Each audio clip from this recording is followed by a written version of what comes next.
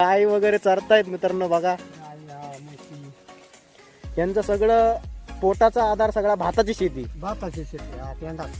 आणि किती म्हणजे 12ही महिने असतं का भाताची शेती? 12 महिने नाही म्हणजे आता एवढा आता लागवड झाली ना हा दीपावळीला कापून टाकायची भाता तयार करायची. हा.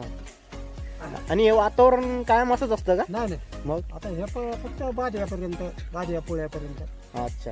तिथून मग झाली उगाडी झाली. हा, हा, हा. आता इथे आपलं हे राहणं तिथे घर. हे गाव ना? हा हे गाव हे खाली घर आहे आपलं. अच्छा जनावर आहे तिथे माणसं आहे तिथे.